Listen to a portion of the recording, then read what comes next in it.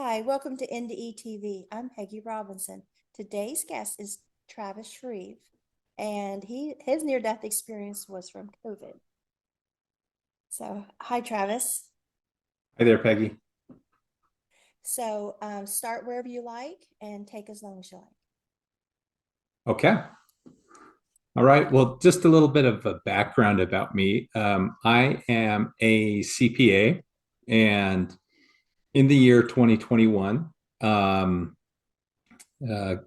was still kind of raging, and we were avoiding face-to-face meetings with clients. I wasn't thinking of myself. I was more thinking of my elderly clientele. But also during that year, the IRS had extended the tax deadline to May 17th. And so it was the very last day of busy season. And we had mostly gotten everything done, or at least told clients, hey, we're gonna file extensions for you. But about a week before that, I started not feeling so well. And I was working from home. And things got pretty rough, to the point that I went to the emergency room on a Friday night, and they checked me out, said everything was fine, but they did send me home with oxygen just to be safe. Now I'm still working on it, but I was pretty overweight at that point, and tax season's not great to me. I'm not great to myself during tax season, and so I was particularly overweight. I had just sat for an entire busy season and got COVID, and I have asthma. But they sent me home with some oxygen, and I probably could have done better to ask better questions, because the oxygen was kind of a low flow, and I don't sleep real well at night without a CPAP. Right now, I don't use one, but I've dropped about 100 pounds. But I didn't sleep real well without a CPAP, so I probably should have used a combination of the two. I was waking up really weak every morning after that Friday night. Um, and it was getting pretty bad, getting bad enough that I was dwelling on my existence, at least maybe using that toward my advantage. I'm known to have a man cold, and my wife was getting a little bothered with me. And I kind of used it to my advantage, like, hey, this is serious. Something could happen to me. Maybe you don't want to roll your eyes at me just yet. But it was getting pretty serious. And on Sunday night, I actually started to feel better. I started to feel a little bit better, but we knew that I needed to go in and get a checkup or something. Um, and so we had kind of planned on just having my mom come out and get the kids, and my wife was going to take me in. I had At the time, I had two a set of 5-year-old twins and a set of 3-year-old twins. And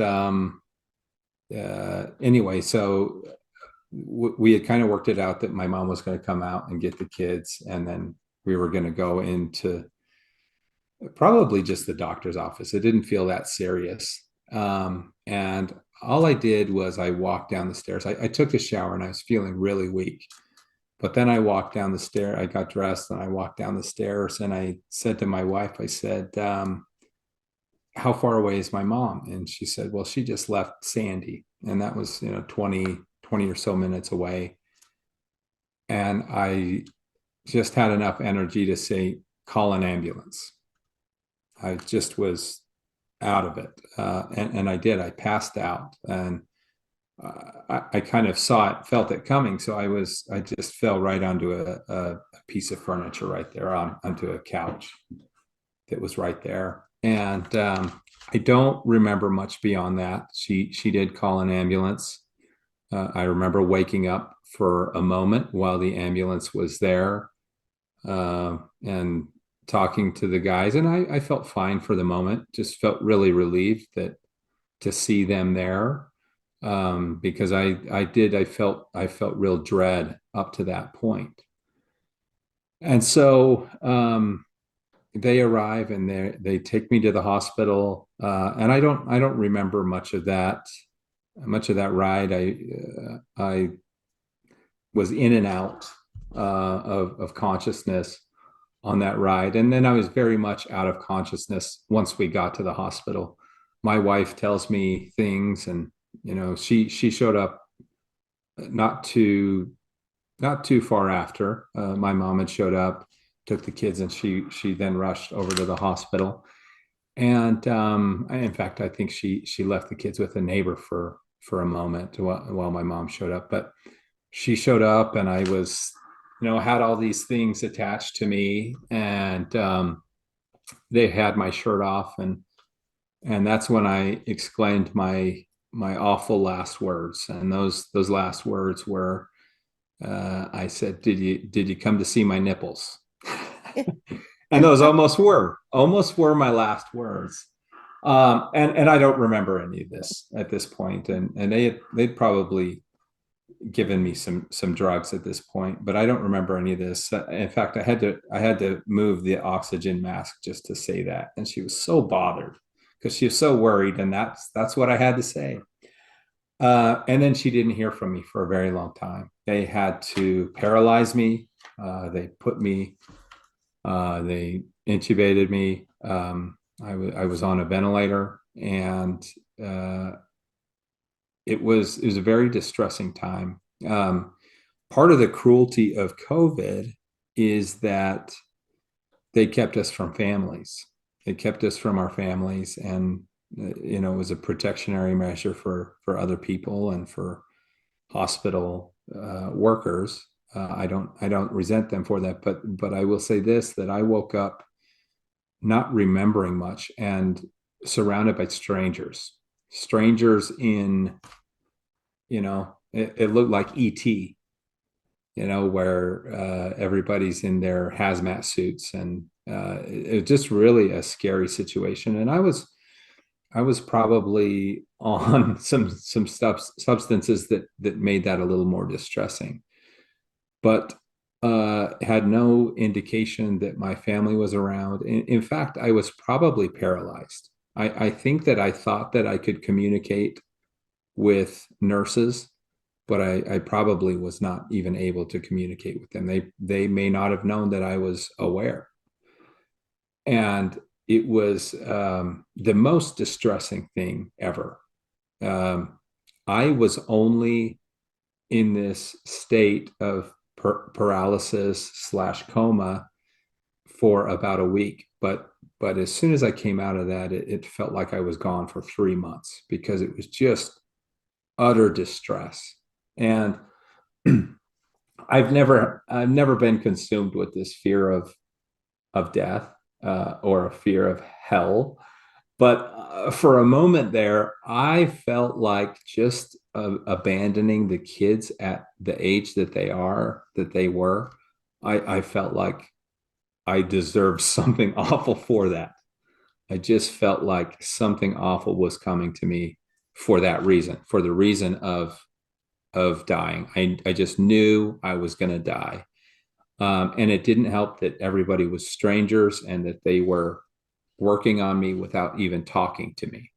And once again, I was probably just paralyzed. They probably did not realize the horror that I was experiencing. And I probably didn't realize that they weren't talking back to me, because I wasn't actually vocalizing those things I was trying to say. I just couldn't. So there was a real, I just was consumed with terror, and consumed with this idea that they were going to kill me, but that they were going to kill me slowly. And I had it in my mind that I was going to find a way to end it and not give them that satisfaction. So there obviously were some major moments of just total loss of clarity in my mind, and total stress. And I just can't even explain it enough. It just, I had this level of PTSD every time I thought about that afterwards. And I'm beyond that because I just realized that that was so out there. It was such a terrible, I just was making bad assumptions based on what I was experiencing.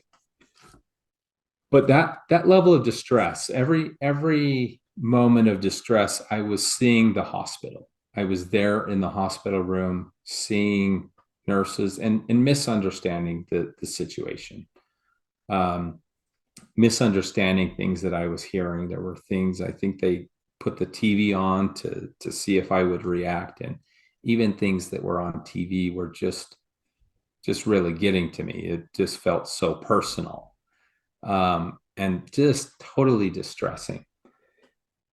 And but I had it in my mind that if I was going to die, I was going to die as soon as I could.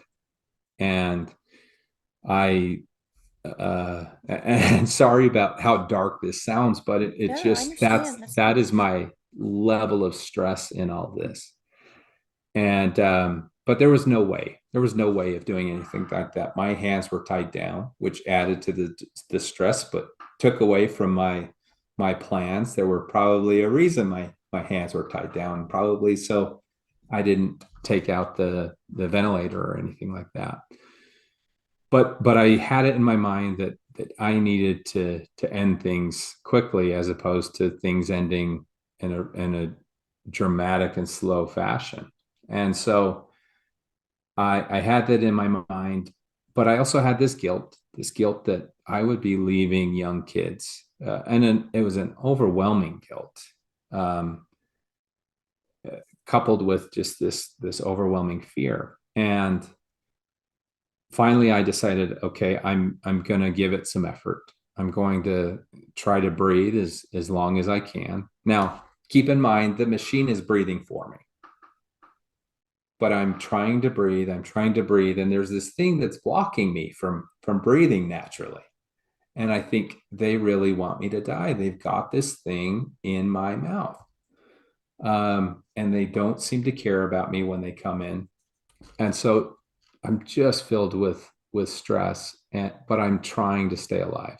I didn't like the guilty feeling of trying to end it too early. And so I'm trying to stay alive, and I'm putting every effort I have into breathing. And finally, I give my last breath, except I don't. I've expended my last ounce of energy. Like, even the ability to breathe, I had no more energy at all at this point. And I thought, okay, I'm going to die now. I can't even breathe. I can't even put that effort out there. And I sat there, and I sat there in this dark hospital room and imagined, just had this real dark idea of what my death was going to be like, that they were going to suck out my organs from the inside while I was still sitting there, and that they were in that process. And I only tell you this to tell you what a dark place I was in. It was just utterly dark. And I just knew I was going to die. I just knew it. And next thing I know, I'm just in the most beautiful place. And it's a little there's a little hazy element to it, but ultimately it is light. There are structures that are light, structures that look like pearl, but it's not just pearl as we know it. It's as if it was molded pearl. Somebody said, I want to build this curved structure. I want it to be pearl, and there it was. I don't know, but it was just this perfectly molded structure, as if it was a pearl element, but it also emitted light. There were not light bulbs, but everything kind of emitted light. And it was the most beautiful place, the cleanest place. And as soon as I saw how clean it was, I just thought, this place, how can this place be real? How can a place be this clean? Now, as much as I wanted to die, as much as I fought to die, at this point, everything was so good that the idea, and I honestly, I feel like the idea that I had died, the idea that I was, that this was a death experience was just taken from me. I couldn't consider that. And so I had a lot of questions. Like, how can a place be so clean? How can a place be so beautiful? But even beyond that, I just felt pure peace, just pure peace and pure love.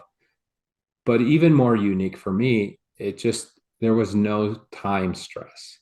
There was no worry to be somewhere or to finish this up. It just was utter calmness. And that's not my bag. I live life trying to get as much done as possible. Um, it's tax season now, and I'm right here in the office, and I will probably be here till 9:30, 10 o'clock, and then I'll turn around and do it again tomorrow. I don't, there's always something at the back of my mind stressing me out a little bit. Even if I'm in the Bahamas, I can't fully let go of, oh, there might be a client mad. Even if there's not, that's always a scenario going through my head. But that wasn't even a possibility. I couldn't even consider how different it felt, because that would have that in itself would have caused stress. But I just felt total calmness, total peace, and this total cleanliness. And soon enough, there was a woman there, and I remember at one point she was kind of on the outside, she was kind of far away, and then at one point she was closer, but there was just this beautiful woman there, and I just had this urge to ask her who she was, and it was always immediately followed by just this idea of just that I would feel really ashamed if I had to ask her that question, because I knew who she was. And that was very much the feeling of this place. This, as soon as I arrived in this place, now I think this is unique to my situation in the sense that I wasn't even allowed to understand that I was here because I was dying, or that I was in a coma. Although all that memory of being in the hospital was immediately gone. So I didn't fully understand where I was, but I did feel like I had this feeling of, oh, wow, we're connected. We're back. Somebody connected this and we're back.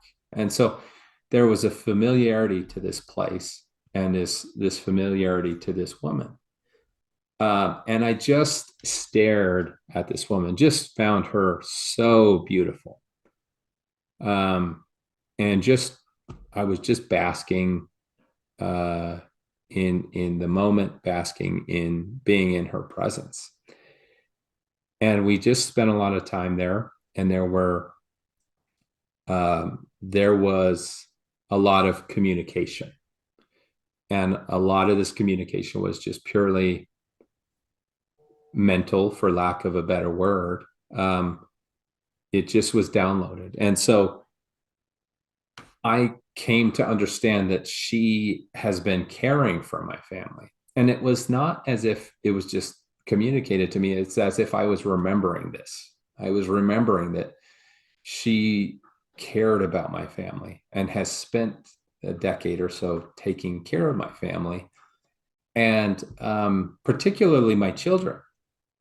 And that idea was so ingrained into me, and I just accepted it as truth. There was no other way to accept it, that she had in fact taken care of my family. So there were things like that that were just kind of downloaded to me. but more than that, they just became a memory. Just a memory like I had always known that was happening. And there were also moments where she spoke to me. I don't ever remember her opening her mouth to speak. I do remember her smiling. There was a moment where she even laughed at me. And uh, I think that the laugh was because things were kept from me. They weren't kept from her, but they were kept from me. And it was this laugh, just like a dumb little puppy does something, falls over itself, and you laugh. It's such a sweet thing to see, and you give this innocent laugh, and that was the laugh. And I understood it as that kind of laugh. I wasn't insulted that this beautiful woman was laughing at me, but I understood that I was missing something.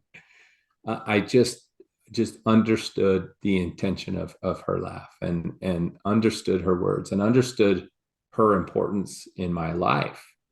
Um, and this woman being very much a guide in this situation. She was the one there to greet me. But because I didn't know where I was, there was not a deep conversation. I wasn't asking those deep questions. I just enjoyed her presence. I just enjoyed this place and the feeling that I felt. And it just was home. And it was home to the extent that I felt like I'll be back here. I'll be back here all the time. It was so easy to get here. I'll just make it back.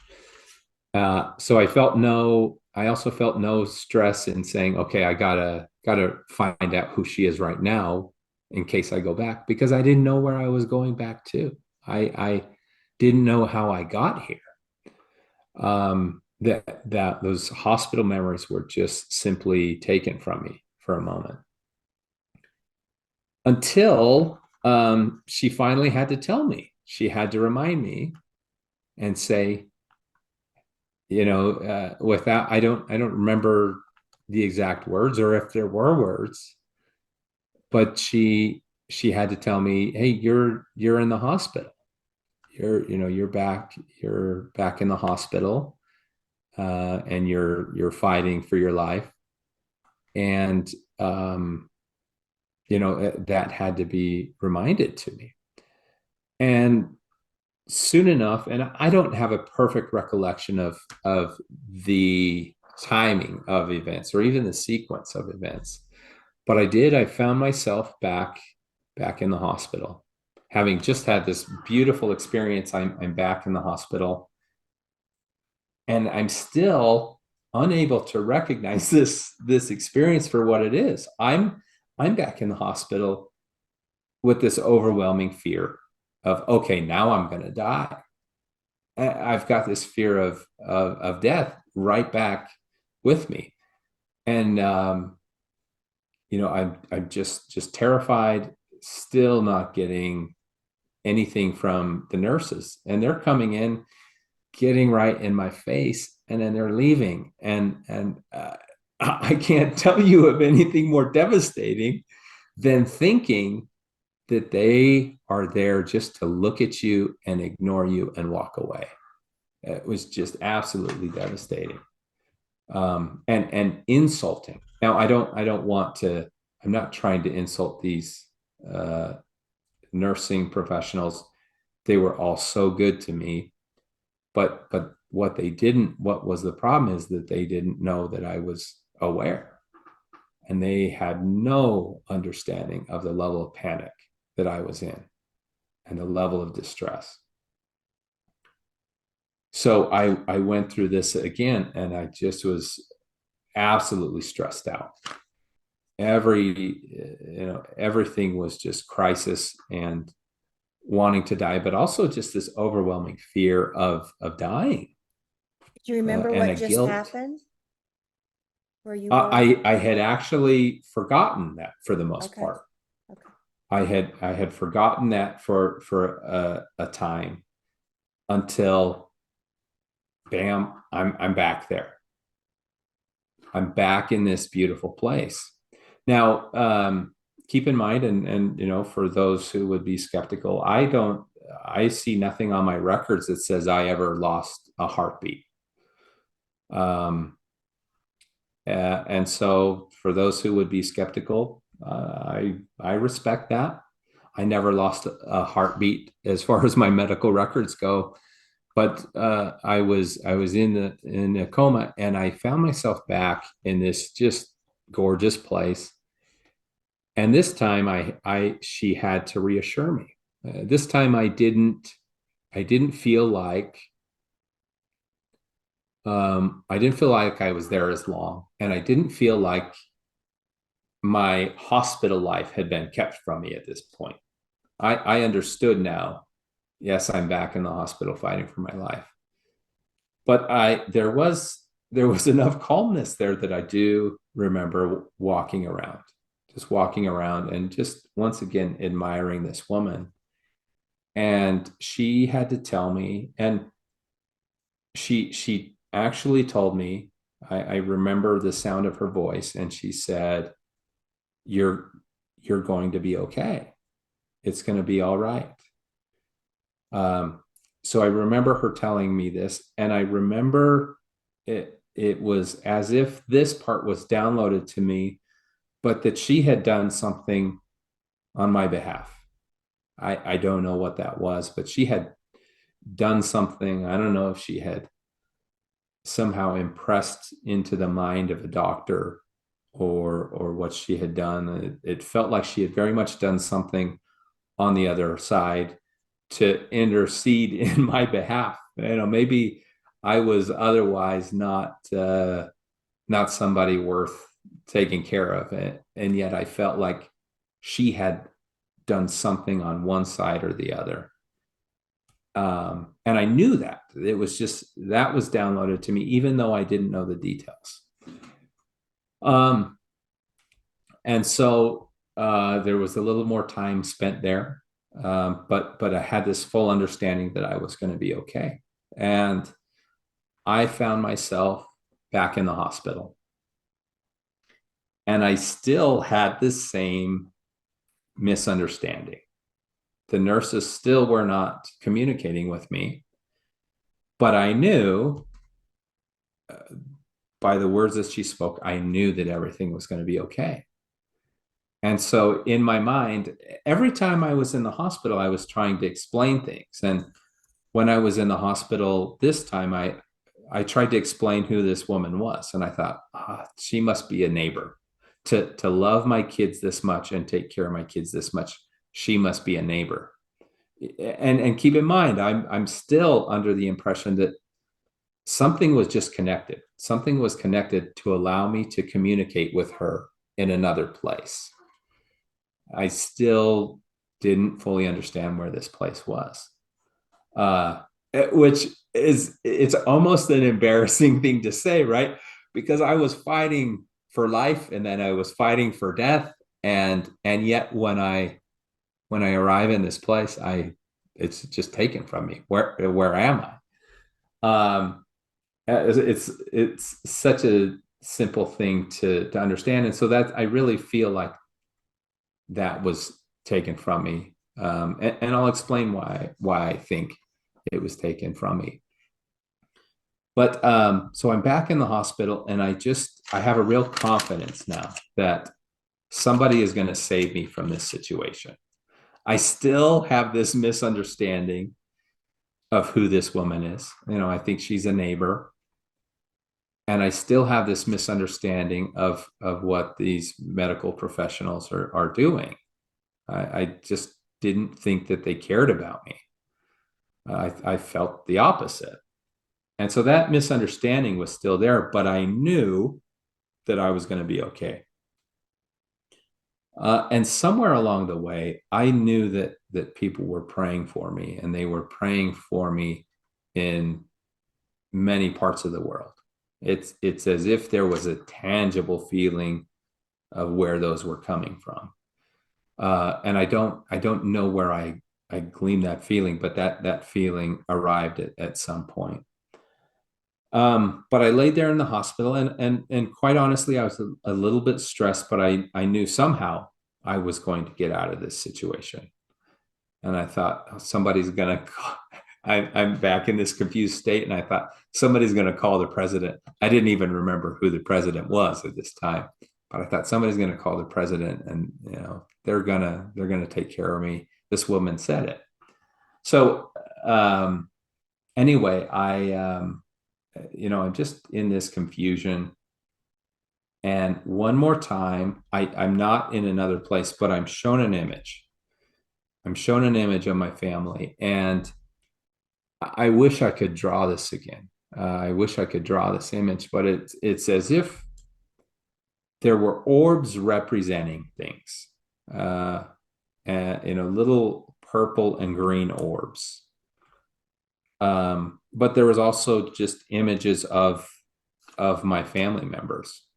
And this woman, now I want to backtrack a little bit. Throughout this experience, I knew there was a man there. I knew there was a man there, but I never saw this man. Never saw him. There was never a shadow or anything like that, but I knew that there was a man there. And so every time I thought, oh, I should ask her name, I also felt that about that man. I should, I know him. I had that same feeling that I know him. There were fewer details downloaded to me about this man, but that happened all along the way. And so finally I'm shown this image, and it's my family. And I remember this image well enough to know that there's too many people there in this image, and that this neighbor of mine, I'll use air quotes to say that, this neighbor of mine has inserted herself into the picture, and that this man was there as well. Now it wasn't that crazy for her to say. When she showed me this image, she said, "We'll be together again. We will be whole." And because I understood the love, that didn't sound that crazy. I kind of laughed a little bit at the idea, like, oh, this family of mine is much bigger. But I felt that love. I felt that love, particularly for my children, that she had. And there was no reason to say, who's we? There was no reason to say that, because I just understood her love. And it was just as if a decade of memories had come to me, as far as her involvement in my family. And anyway, so I'm back at this time, and in the meantime, my family is probably a little more aware of maybe my persistence and my ability to stick things out, because they didn't think I was going to make it. In my faith, there's a religious figure can give a blessing. They lay their hands on somebody's head, and they give a blessing as prompted. And my next door neighbor happened to be our bishop, and he put his hands on my head at this point that I didn't remember. Right, I came into the hospital, and I was actually speaking a little bit at this point, but I just don't remember that. And he had given a blessing that if I fought, that I would be okay. And then he went home and told his wife, I don't think he's going to make it. So even my next door neighbor, maybe he saw the way I mowed my lawn and thought, okay, if he fights, he'll make it, but I don't know if he's going to fight. And my family kind of felt the same way. I don't know if he's going to fight. And I think other people were very optimistic, and my wife is she just doesn't recognize my faults like she should. Um, she just doesn't fully recognize those, and that I appreciate that about her. I love that about her. But those who know me best, they really doubted my ability to pull through, and it wasn't a malicious thing. They just kind of doubted my ability to pull through. Um, but I did have that blessing that if I fought, that I would make it. And so I'm there at the hospital after this moment, and I just have this total clarity after I'm shown this image, and I know I'm going to make it. I just know I'm going to make it. And the nurses are talking to me now. They probably released me from the hospital a week and a half earlier than they would have, except that it was overrun by COVID. But even so, even though I wasn't even able to walk on my own, I wasn't able to walk upstairs for 3 weeks after coming back home. And even then, I had to watch my heart rate because it was just my body was just healing. It was really a grueling process for me. But in the hospital, I just wasn't able to do anything. I wasn't able to turn onto my side or do anything on my own. And yet, as I woke up and I just knew everything was going to be okay.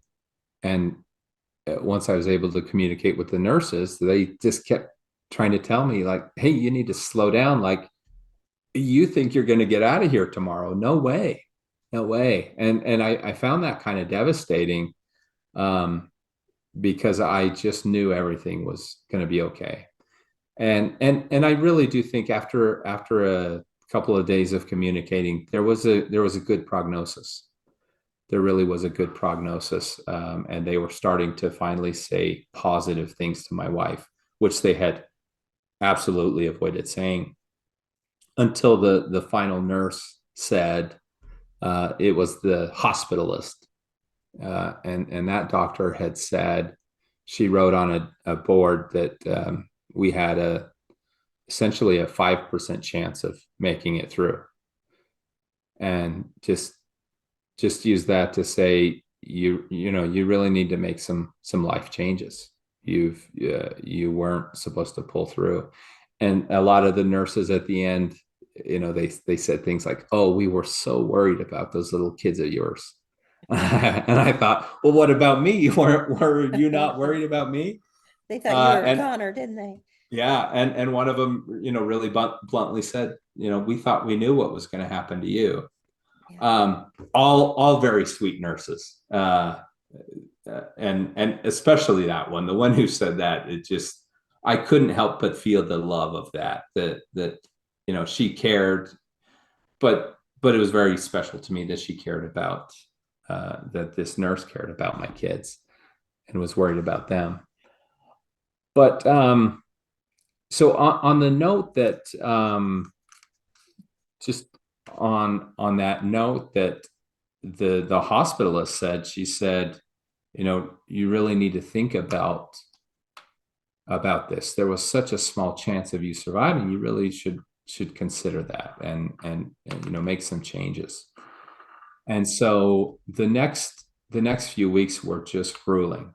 And I have to admit that at night, during the day, things were good. I was happy to be alive, but at night I would wake up not breathing. Now at night I had my CPAP, I had my oxygen, and it was really giving me a lot of oxygen. There was a real high pressure to it, but I still would wake up just in a panic that I couldn't breathe or that it wasn't perfect on my face. And moving was a really hard thing for me.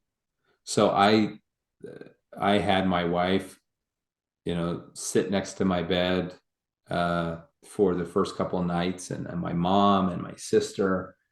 I always had to have somebody there because it was that terrifying. And I would wake up and just have these nightmares that I was going to die again. So that those beautiful things that I had felt had actually kind of gone to the wayside. And part of the reason it had gone to the wayside is that next week, as I sat in the hospital, and I was incontinent. I was just in misery uh, in the hospital, but I knew I was doing better. I thought through my neighborhood, and I thought, now where does this woman live, and what's her name again? This woman was just consuming my mind. And as I kind of went through the houses in the neighborhood, I couldn't remember where she lived. I couldn't remember how my family knew her. But I knew that she had been taking care of my kids. I knew that she intimately knew my children. Um, and so that was kind of a tough pill to swallow.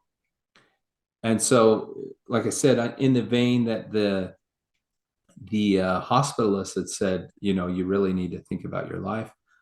I did spend those next weeks just thinking, what do I need to do better? What do I need to do to be prepared for death? And also, what do I need to do to avoid death? Part of that was getting healthier, but I just had this nagging feeling of that there was something to learn here. And I kept thinking, maybe I need to be closer to God and read my scriptures. And I felt like those were noble things and that those were right things. That I needed to find ways to be more spiritual and just an overall better person. I never felt like that wasn't it, but I did feel like there was just something saying, no, dummy, this this is not, there was something bigger.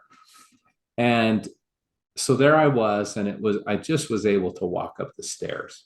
And this was probably the first night that I could get out of bed on my own. I had a walker for several weeks, and I got out of bed. I still was connected to oxygen, but I got out of bed on my own and was able to kind of shuffle into the master bathroom. And I just needed to turn the light on. I wasn't sleepy anymore, which that was unique because I was always sleepy. I just couldn't get enough sleep because I was always panicked. But it's like I had my first good sleep, and it's probably 3 in the morning, and I just sat there and really thought, okay, what did I need to learn?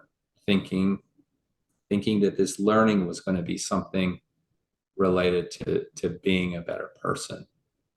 And just then I saw this woman again, experience this second experience of mine all over again.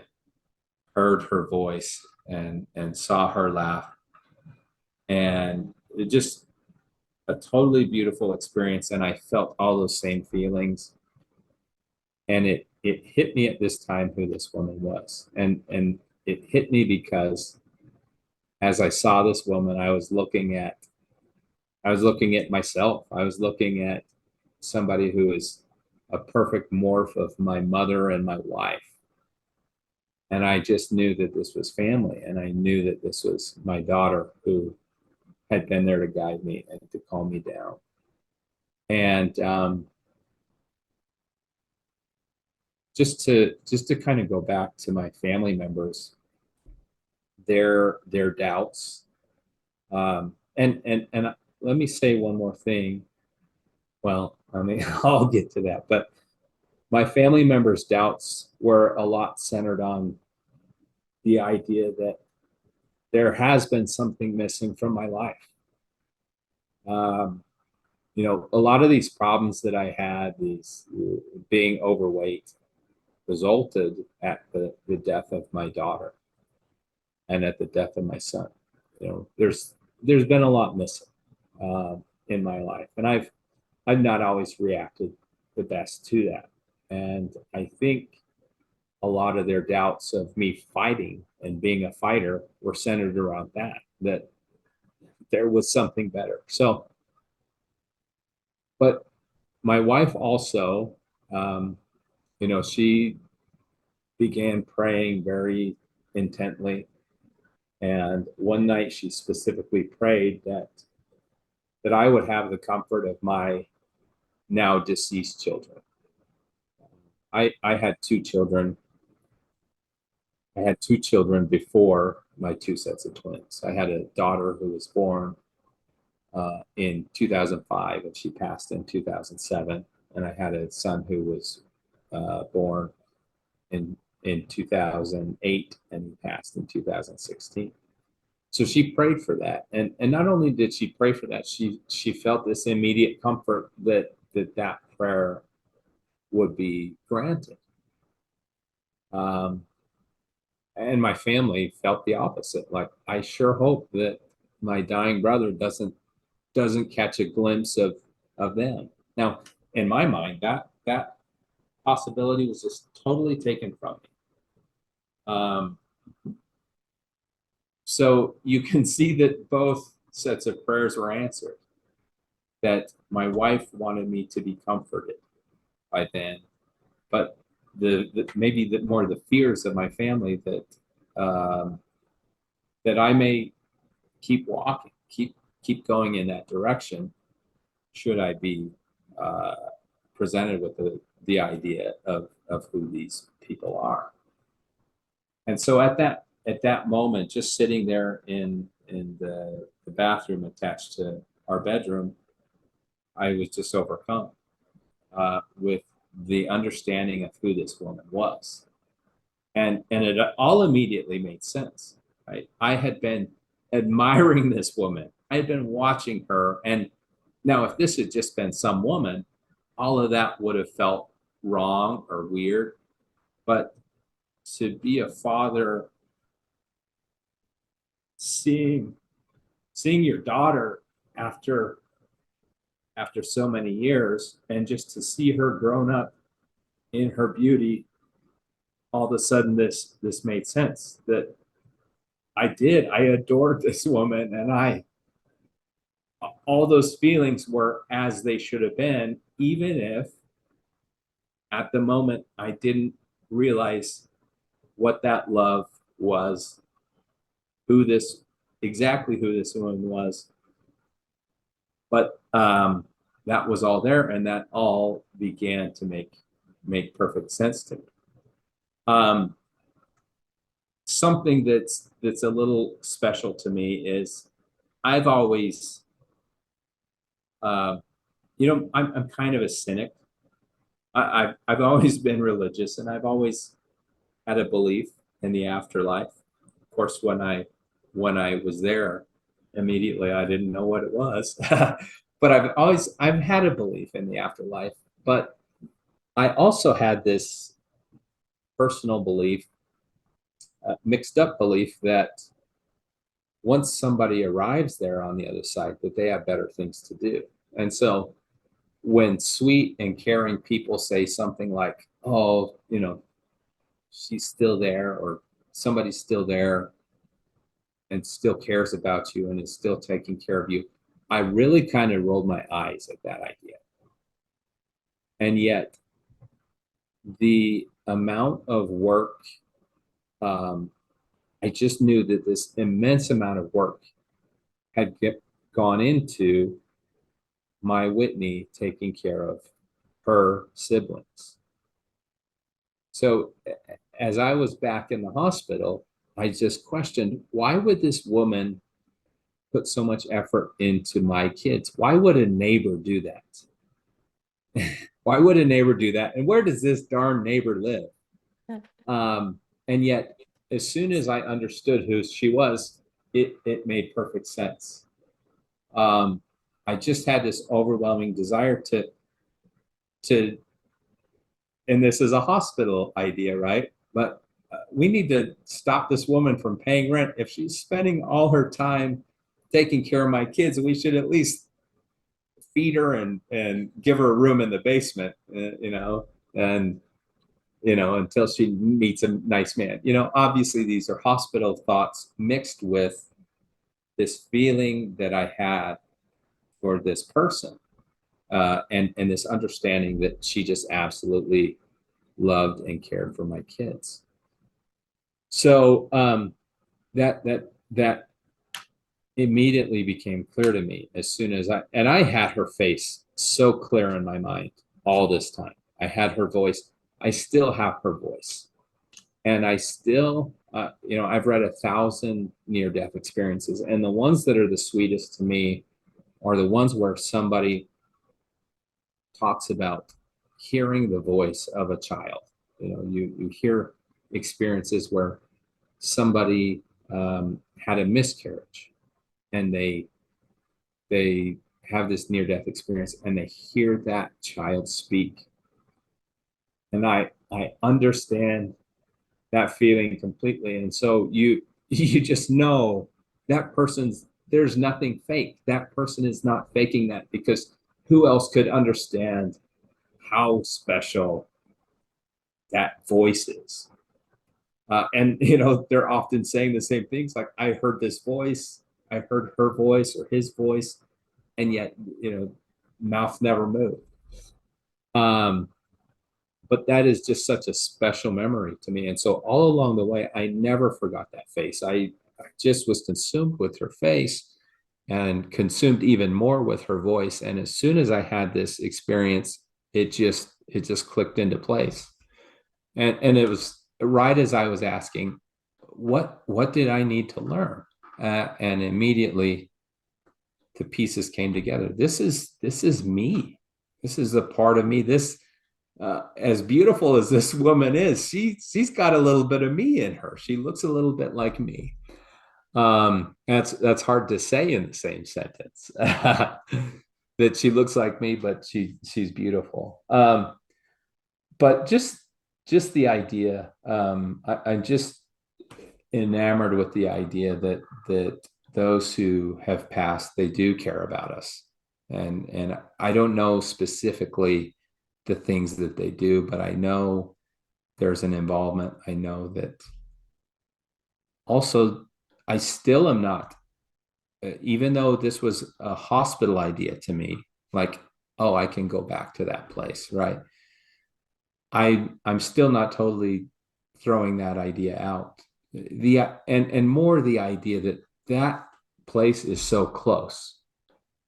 The place is so close, and we're so near to them.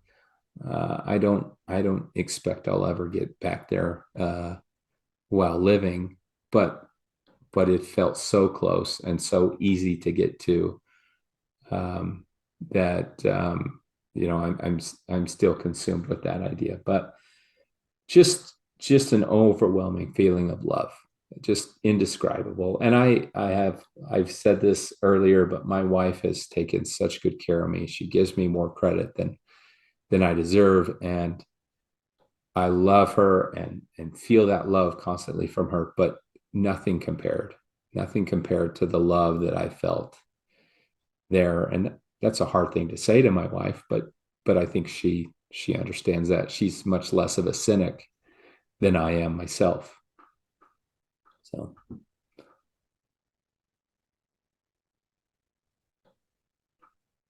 Speechless.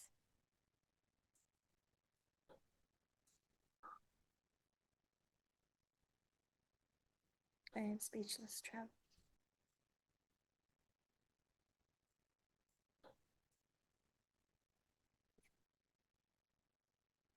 I have no idea what to say. that's okay. That's okay. It was that sweet of an event.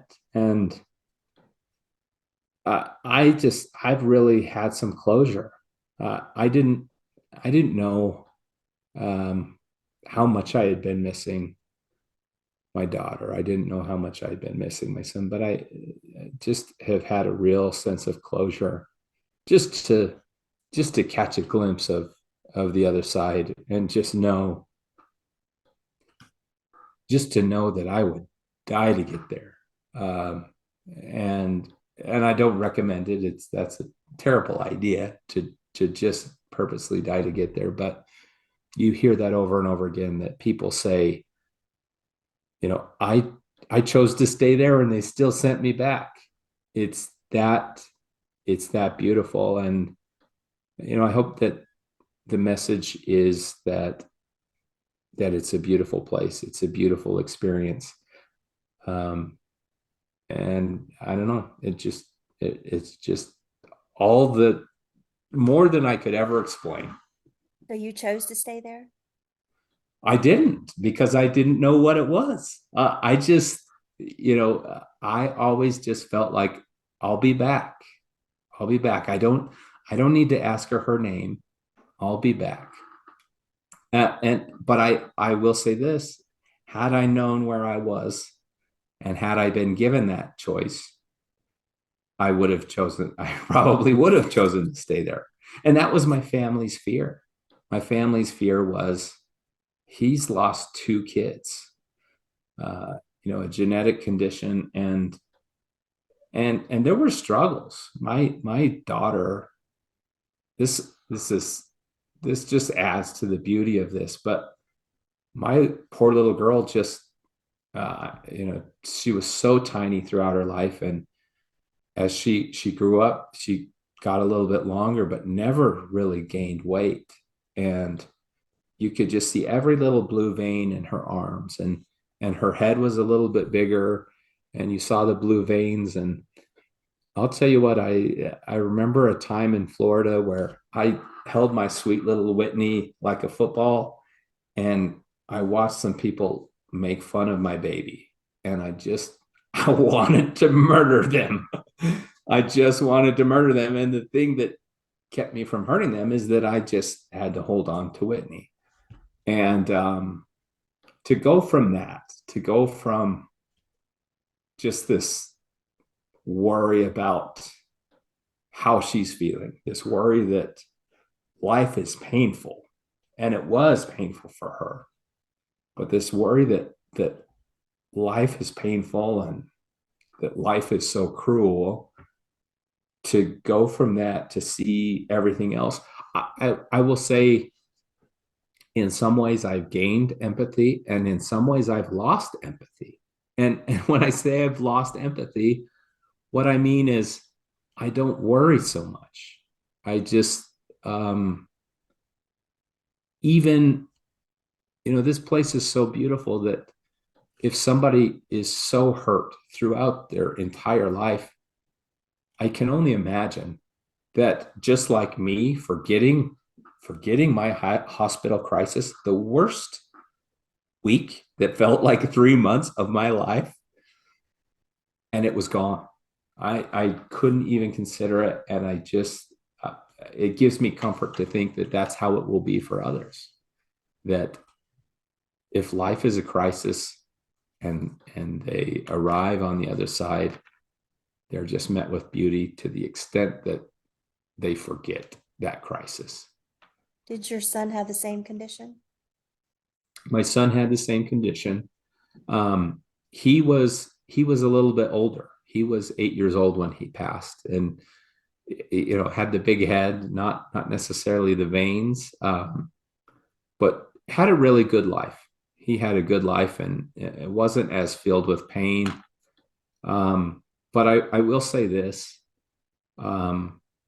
Whitney, to me, wasn't immediately recognizable. But I think, had I seen Vincent, had he appeared to me, I would have known that that was Vincent. So Vincent guess lived. who that man was? Yes. Yeah. And I truly think that that's who he was. Um, and it's so hard to say, but I've heard it said before that people understood that somebody was there and never saw shadow or sight of that person. But I truly felt like there was a man there. You're blessed. I mean, such a horrible, horrible thing you had with your children, but that's such a blessing that, most people don't get, is to get a glimpse of their child. Yeah, and I feel guilty. I honestly Yeah, I feel understand. guilty that my wife didn't get to experience that, because if I could give her that entire experience, the stressful parts and everything, I would do it in an instant, because that's how beautiful the the sighting, the meeting up on the other side, that's how beautiful it was. How do you repay being given such a thing? All I can think of is to share that, to share, because it's easy to look at this world. It's easy to look to some place in the world where children are not respected, or to where people are not respected. And it's so easy to say, how could that person live a life where they starve, and they it's just a cold life, and then they die. And I don't want to sound flippant about any of this, but I do hope that people will consider that even that person will come away and just be able to discard that crisis that we call life. That's how overwhelmingly beautiful it is from a view and from a feeling standpoint. And if there's one thing that I'd like to repay, it's just that, the feeling. And some would call me callous for even saying that. How would I know how somebody in this part of the world lived? I don't. And it's scary to think about. And yet, if they get even a glimpse of what I saw, it's worth so much. It's worth so much, of this miserable life, of the miserable parts of life. How did you find the words to tell your family about, who this was and what happened? It was at that moment. I was in the bathroom, and I had my phone, and I just started sending an email to my wife and my mother at the same time. And I could probably drum that email up, but for my wife, it was, and those words were not eloquent. I just started typing, and just, it was a really hastily made email. But the moment I experienced that, I felt like I should tell the two of them, particularly because it was as if, that was the realization for me, is I'm looking at a woman who reminds me of my mother and reminds me of my wife. And I just knew that those were the two that I wanted to message. But just felt it necessary to tell them. But like I said, that email was probably a scattered, ugly email. But at realizing that, I just had to tell them. And so they probably woke up at 7 a.m. and had a 3 a.m. email, and knew what it was. Did you tell the bishop or your church? Yeah, I had talked to my bishop. I talked to my next door neighbor, and I think he had that understanding. I think that was part of his hesitation too, is that he knew I had deceased children. But even as I was in the hospital, I couldn't think of those deceased children. I was dwelling on the guilt of leaving my living children.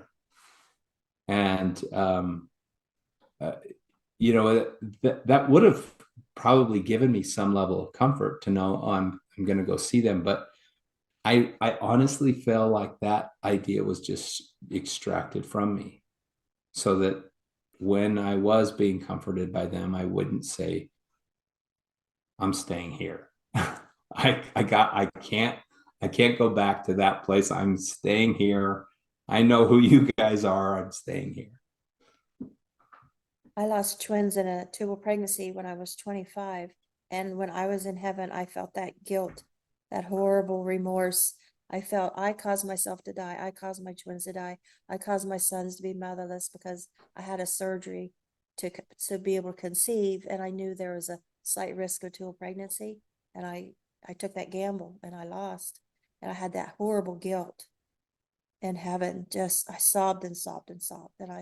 And I cried out to Jesus. I said, I was crying at Jesus' feet, and I said, who else will teach them about you? And then I was back.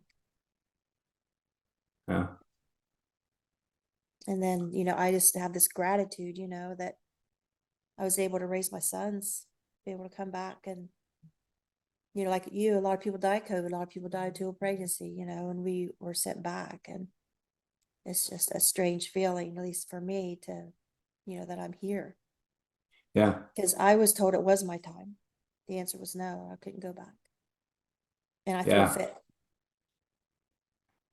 That's unique, it's not totally unique, but I do think a lot of people, given the choice, they stay. They choose to stay, even though sometimes they're told to go back because it's so beautiful. But at the same time, right, the idea of leaving, trusting children to be loved by somebody else, that's a tough pill to swallow. Yeah. Yeah. How old are your like boys you, now? it's like I fought Yeah. tooth and nail. Yeah. So Yeah. So now you lost them during a tubal pregnancy, I was just 2 months and pregnant. and how old would they be now? That was in 86. So they'd be like Okay. 37 or in there. Yeah. Well, and have you now, and I talked about a miscarriage one. I had read one where somebody they had a miscarriage, and then years later they had a near-death experience, and they saw and heard those voices. Do any of those, give you comfort in those experiences? Yeah. I had a friend, we called him Oz, Robert Osgood. And I heard his story on Lee Whitting's NDE radio. And before I had met Oz on Facebook, and I heard his story and I just cried because he said there was these children in heaven of different ages come up and like they just loved him, and he's thinking, I don't know who these kids are. And when he come back and he told his wife, she said they had failed IVF several times, and she says that correlated with the ages, and they believe that was the IVF babies in heaven as children. Yeah. And I And I love to hear bawled those stories. because I had failed And that IVF. was the first. I've read hundreds of stories where I just loved the story, but the first one that really just had me sobbing was somebody who had said that they had a miscarriage, and that they heard that child speak. Now, in that case, the child was, I think 13 years old or something, but they heard that child speak, and just the way they described that just really touched me because it was so similar to mine, so similar to my experience. I'll send you a video I made a few years ago. It's called Memories of Dying, and there's 4 NDEers, and the last one on there, his name's Kevin Dabbs, and it's the only place he's ever told his story. And he died, it was heart attack. And he saw his daughter, and his daughter was disabled her whole life, kind of like a vegetable. She couldn't walk, talk, or communicate.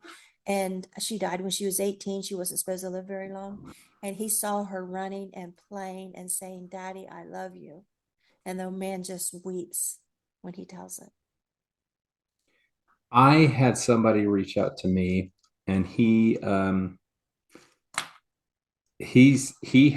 not an experiencer himself, but he said that he reached out to me because his dad had a very similar experience to mine, but his dad is very closed about it. He's told others, but a very, very interesting experience. I think the daughter had cerebral palsy or something, and the son, who's the one who communicated to me, has just had this guilt and just this sad feeling his whole life, but really has reached out because his dad said she was there, she was dancing, but to have it his situation was so similar to mine. Even COVID, it was a COVID situation. He was overweight, had a disabled daughter, but it was so similar to mine that this guy just had to reach out. He's like, my dad doesn't talk about it, but I just have to reach out. So I just found that to be a really beautiful, because that one was a brother who just loved his sister, and probably was just a little distraught about pain and disability of his sister in life, and yet found a lot of comfort in what his dad saw. Maybe you can send this video to him and have him show it to his dad, and maybe he'll. I would love to do that. I would love to do that. I see him comment a little bit anonymously out there every once in a while. I really wish his dad would tell his story, because I only know small pieces, and it just sounds like a really, really beautiful story. Well, I appreciate you coming on and sharing this. It's a beautiful experience. Thank you. I appreciate you having me on. It really, love to talk about it, because it was just really special to me. I hope that others find comfort in it. Thank you. This should be ready by morning. I'll send it to you as soon as it's ready. Okay. Thank you, Peggy. Thank you. Bye. All right. Bye.